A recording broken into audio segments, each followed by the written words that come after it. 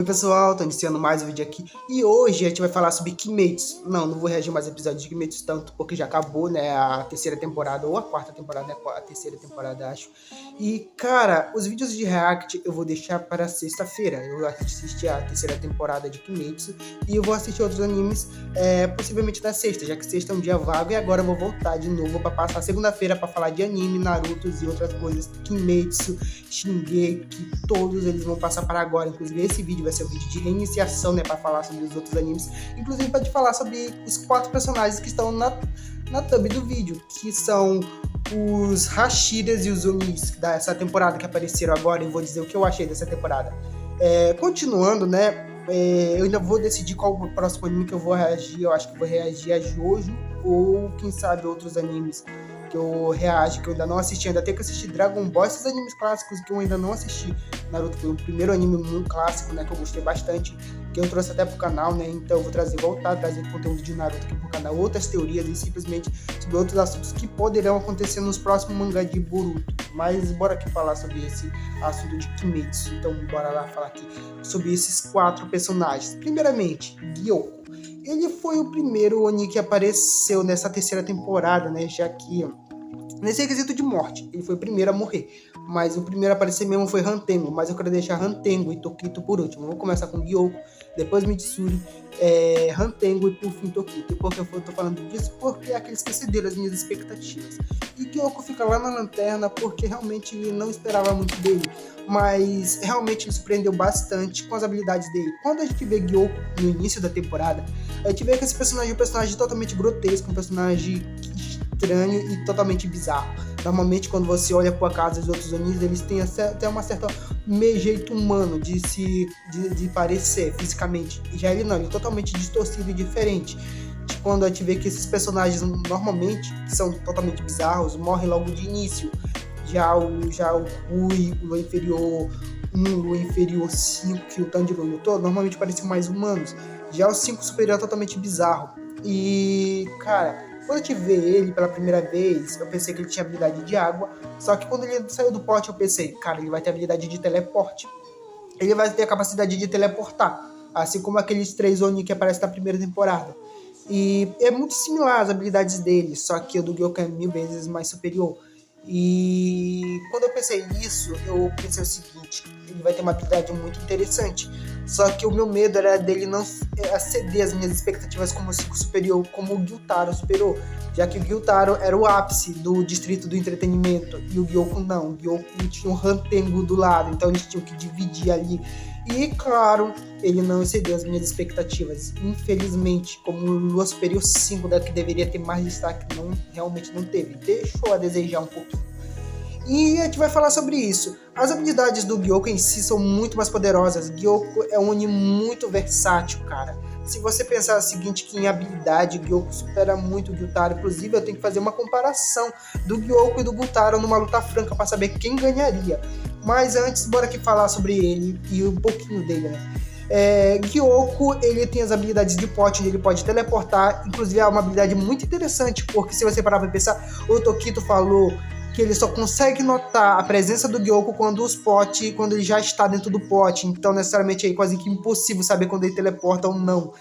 E, cara, ele muda de pote ao outro, ele tem um jeito muito forte com relação ao pote, a arte dele, inclusive esse negócio de arte que ele fala, eu acho bastante interessante. Ele é como um artista dali todo, né? Ele gosta do que ele faz. E quando ele usa, né, aquele pote lá para trazer os ferreiros de volta, né, até que ele deixa ele quase mortos, só que ainda vivos, a gente percebe que esse personagem é um personagem totalmente bizarro e psicopata doentio. Falei isso quando eu reagi a esse episódio. E, cara, a gente vê ele, o jeito dele, como ele é, a gente percebe que esse cara gosta de ser um cara totalmente doentio, e o Muzan deu brecha pra ele ser o que ele é, um cara muito poderoso e psicopata, um maluco completamente doido e varrido que gosta de matar pessoas e simplesmente torturar as pessoas. E ele deu de cara com o Tokito lá, invadindo a Vila dos Ferreiros. O objetivo dele era destruir as Vilas dos Ferreiros e simplesmente usou todos os seus peixes pra isso. Quando eu vi essa habilidade de peixe, eu pensei, cara, botando um monte de peixe monstro pra lutar, até eu me torno um Lua Superior. Só que, cara, a gente percebe que essa habilidade é só um mínimo das habilidades do Gyoko. Simplesmente ele cria peixes com 1000 agulhas com veneno que é uma habilidade quase que indefensável, até que o Tokito teve que fugir para tentar escapar, e ele conseguiu de fato defender esses ataques, porque ele era um Hashira. E depois ele prende o Tokito numa prisão de água, que eu não sei como funciona, simplesmente ela destrói pro lado de fora. Ela é frágil, mas é indestrutível pro lado de dentro, como se fosse quase como uma bolha mesmo de prisão de água, onde na qual ele pode se distanciar dela à vontade. E, cara, quando o Gyoko, a gente percebe, ele é um tipo de inimigo que gosta de comer pelas beiradas, matar pelas beiradas, matar o inimigo torturando eles. Então a gente vê que o Tokito teve uma brecha ali para voltar e despertar a marca do caçador. Quando ele desperta a marca do caçador, ele é muito mais poderoso do que ele era antes, então ele não dá nem brecha pro Gyoko demonstrar as habilidades dele como realmente a gente percebe. Mas atentando aos detalhes, a gente percebe que é uma habilidade quase que, tipo, muito poderosa mesmo.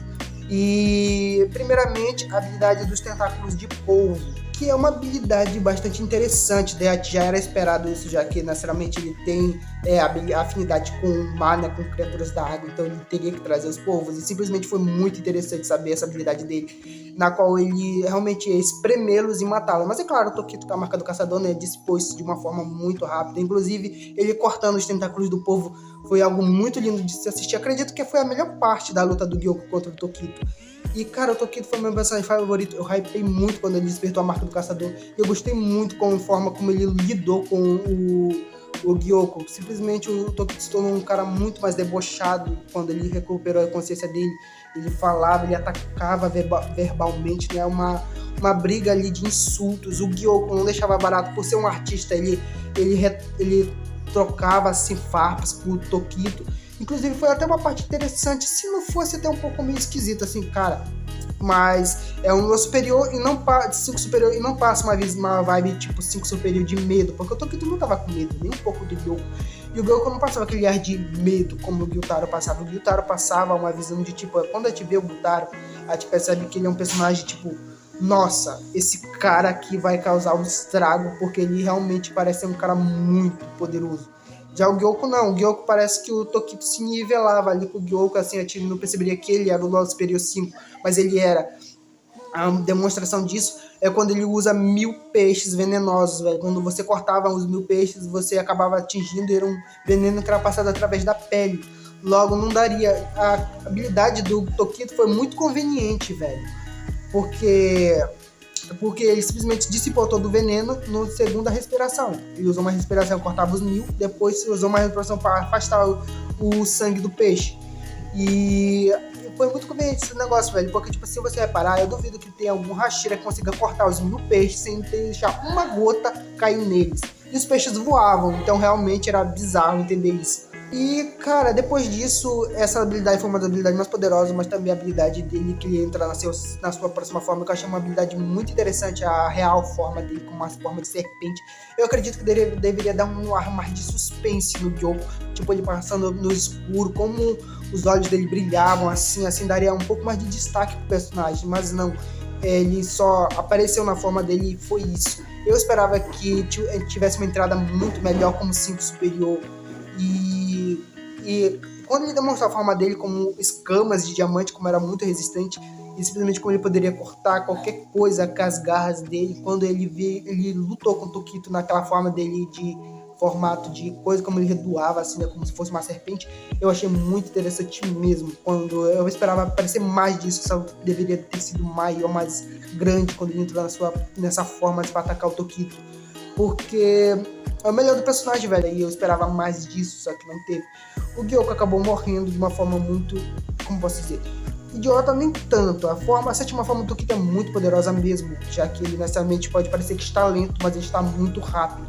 Então não foi necessariamente surpreendido. Inclusive, uma curiosidade que eu vou deixar para o próximo, né? Eu ia falar sobre a espada do Tokito, mas deixa parar com a parte que eu vou falar dele. E, cara, não deu outra, né? O Gyoko acabou morrendo, né? Acabou sendo morto de uma forma bastante até que gloriosa, já que necessariamente ele não aceitava a morte do Tokito, destroçou ele em 1000 pedaços diferentes. E agora a gente vai falar sobre a Mitsuri. O que eu acho da Mitsuri? A Mitsuri é uma personagem que eu não tenho tanta relevância assim pra mim. Eu gosto dela, pelo jeito dela, ela é única do seu jeito, mas não é uma personagem tanto que eu posso pensar assim, que vá ter um destaque muito grande. E de fato ela não teve, mas eu achei os ataques dela muito foda no anime, velho. Na vida do anime, quando eu vi, eu achei, caraca, velho, ela tem uma habilidade muito interessante, uma espada muito bonita, como se fosse um chicote. E quando ela apareceu, eu gostei bastante. Ela apareceu como uma heroína, velho, salvando o Tanjiro do Randengo. E quando ela começou a cortar aqueles dragões de madeira, a gente percebe a diferença do Tanjiro para ela. A gente nota que ela tinha certo controle de luta ali, o Tanjiro não sabia o que fazer, era tanto ataque vindo em cima dele, que ele não sabia o que fazer. E a Mitsuri simplesmente foi pra cima e é isso, velho. Ela também tinha a respiração que cortava as habilidades do Rantengo, então até algo que surpreendeu muito o Oni. E simplesmente ela conseguiu bater de frente com ele, necessariamente com a forma mais forte, ou seja, o Zorakuten, que é algo que ela lutou, era a verdadeira forma do Lua Superior 4. Era aquela verdadeira forma ali. Nem outra forma dos 4 que se separaram do Rantengo, o corpo principal, não se igualava ao Zorakuten, que era a verdadeira forma dele. Então, necessariamente, a Mitsuri estava lutando com o Lua Superior 4 ali. E ela estava batendo de frente com ele, velho. Ela, bem antes de ter a marca, ela estava lidando com ele. Eu vi as habilidades dela, né? Eu vi que não tinha nada a ver as habilidades dela com a respiração de gato, mas realmente é algo que ela gosta e é algo que ela acrescentou. Então não tem por que questionar isso, né? Ela gosta de gato. E simplesmente, cara, quando eu vi as habilidades dela, foram muito interessantes. Quando ela enrolou a espada no pescoço do Zoraku, a gente pensou, caraca, velho, que foda. Ela simplesmente vai pra cima com tudo e ela não quer saber. Ela tancou muito bem, só que esperava mais da habilidade dela contra o Zoraku, só que não tinha nenhum proveito, né? Já que ele não era o corpo principal, tinha que cortar o corpo principal, que era o Rantengo.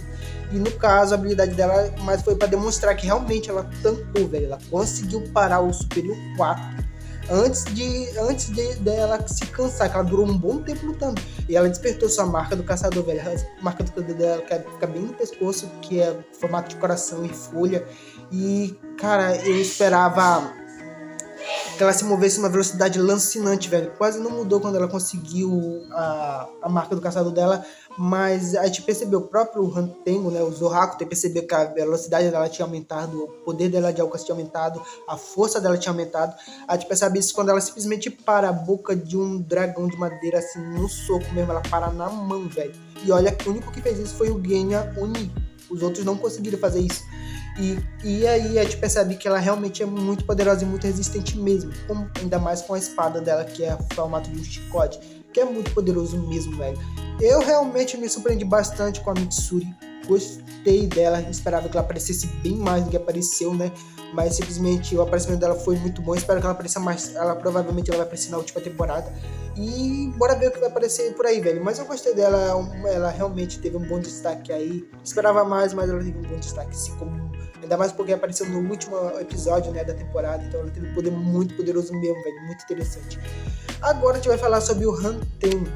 Cara, esse é um Oni muito complicado, velho, de se lidar. Um Oni muito chato de tentar matar. E, cara, se você percebe que 1x1 até com o Gyutaro, eu falei isso na época que eles estavam no último episódio, velho. Se você ainda não viu, veja lá, Tekirage, o último episódio da temporada.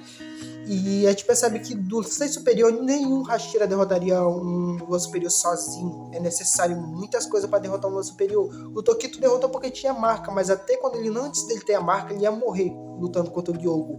O Uzui, ele quase teve a oportunidade de cortar a cabeça do Gyutaro e da Daki juntos, mas não conseguiu. Eles eram muito...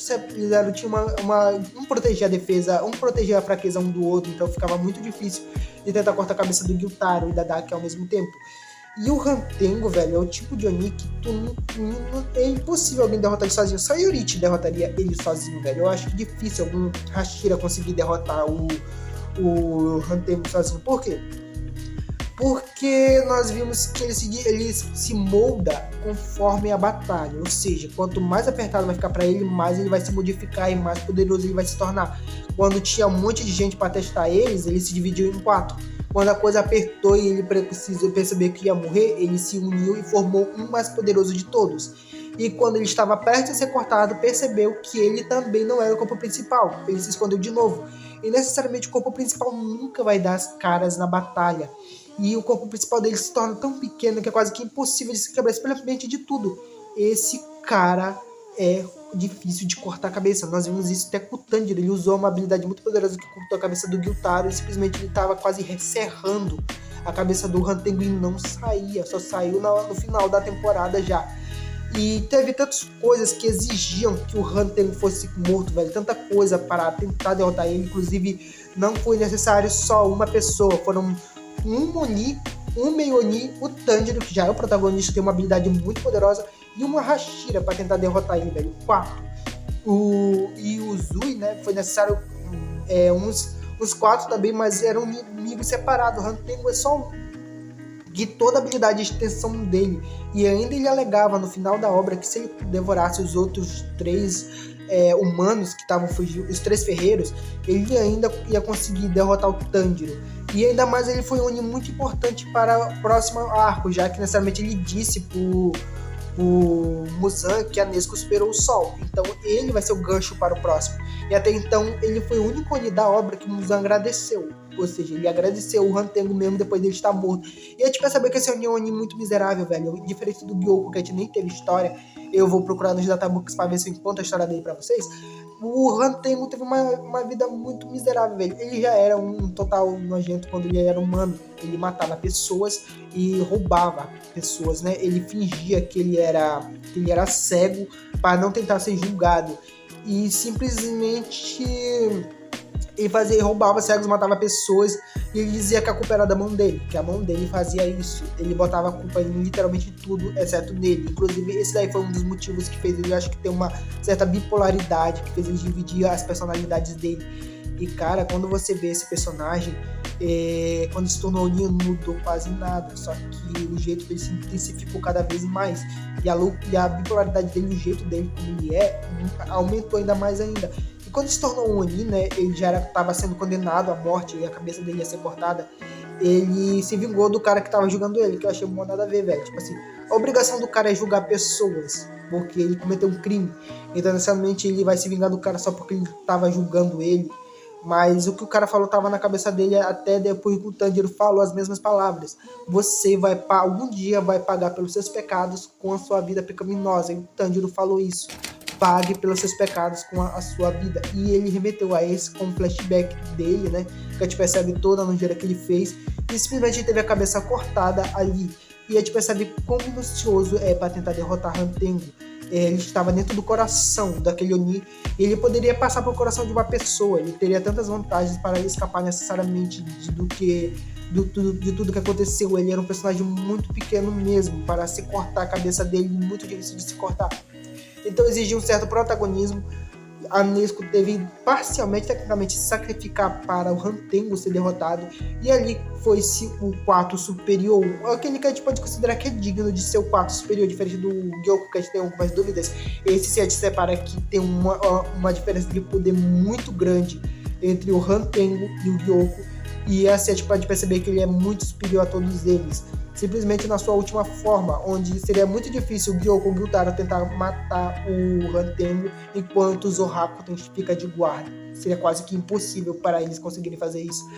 E ele morreu uma morte bastante interessante, uma morte de final mesmo, de personagem, assim, de vilão, personagem, assim como o Gyutaro, teve a sua morte dele. E simplesmente eu gostei muito desse personagem, gostei de odiar, essa é a questão, gostei de odiar, é um personagem bastante interessante. E o detalhe é que ele começou lutando e terminou lutando, ou seja, o Gyouko só vai aparecer na metade, e ele começou lutando e foi lutando até o final, velho, é um Oni muito tanque mesmo. Agora eu vou falar sobre ele, o meu personagem favorito da obra. E eu tava muito ansioso pra aparição dele, velho, o Tokito. Eu gosto do design do personagem, como o personagem é, principalmente de tudo, aquela espada, velho, é muito linda. Até agora, do Kingoku, do Zui, da Mitsuri, do Tomioka, eu gostei mais da espada do Tokito, porque ela é branca com detalhes, com detalhes azuis meio ciano, e é muito bonito essa espada, velho, simplesmente quando ele passa pelo fio cortando a cabeça do Gyouko, foi realmente uma cena muito linda mesmo. De início o Tokito parecia meio chato, eu realmente não esperava que ele fosse assim, eu até falei no início do vídeo, né, eu não esperava que ele fosse desse jeito, mas depois a gente percebe que ele tinha perdido a consciência, ele recobra a consciência, que a gente descobre que ele tinha um irmão gêmeo, que era o Muichiro e o Ichiro, que eram irmãos gêmeos, ele tinha personalidades diferentes. Só que quando ele perde a memória, eu acho que ele assume parte da memória do irmão dele, assume parte da personalidade do irmão dele, meio que indiferente com relação a isso. E quando ele recobra a consciência, ele muda, ele volta a ser o Tokito que ele era antes, né? Ele recobra a consciência dele. E ele se torna um personagem muito poderoso quando ele desperta a marca, velho. Aí, tipo, é saber que ele vai pra cima, ele fala quando tá dentro da bolha d'água que ele subestimou o inimigo, porque ele foi pra cima com tudo, ele subestimou o Gyouko. E ele estava quase sendo morto se ele não tivesse despertado a marca ali. Ele despertou a marca do caçador e se tornou um personagem muito poderoso. Todas as respirações que ele usava counterava as habilidades do Gyouko, velho. Qualquer técnica que o Gyouko lançasse, a respiração do Tokito cortava ali, imediatamente cortou o povo, cortou os 1000 peixes do Gyouko e espalhou o veneno dele para que não encostasse nele. E simplesmente toda a habilidade que o Gyouko usava, parecia que o Tokito se mantinha tranquilo e sereno, como se realmente ele fosse usar qualquer coisa para defender aquilo. E foi isso que ele fez. Só que em todas as partes que Tokito atacava, ele realmente atacava para cortar a cabeça do Gyouko. Só que quando ele teve a primeira bestia de usar a 7ª forma da respiração da névoa, que foi uma técnica muito, muito poderosa mesmo, para você ter noção, é o seguinte, são rastros de velocidade. Simplesmente o Tokito ficava parado, aí o Gyouko percebia, ele ia até lá, só que quando ele ia notar, ele desaparecia. Isso porque quando o Tokito se mexia, parecia que ele estava se mexendo lento, mas ele estava incrivelmente muito rápido. E com os movimentos da respiração da névoa, ele entorpiu o Gyouko, parecia que todo o local estava cheio de névoa. E assim o Gyouko já tinha morrido, meu caro, porque ele já estava sob o domínio da respiração da névoa do Muichiro. E quando ele baixou a guarda para tentar procurar o Muichiro, a cabeça dele já caiu. Inclusive ele nem nota quando a cabeça dele é cortada. Ele só vai notar depois, quando a cabeça dele cai no chão. E assim, o Tokito finaliza ele com uma morte muito foda mesmo, até que ele corta ele em 1000 pedacinhos diferentes, picota ele e ainda fala com a frase final: será que você já pode queimar no inferno? E essa frase realmente finalizou o ciclo superior, e também um personagem muito foda porque ele é muito debochado. Eu gostei muito dele disso, porque ele debocha do inimigo, ele luta realmente pra valer com todas as habilidades que ele tem, e foi muito foda. Essa daí também foi uma habilidade muito interessante, também foi um gráfico muito lindo mesmo, essa respiração da névoa que eu gostei bastante mesmo.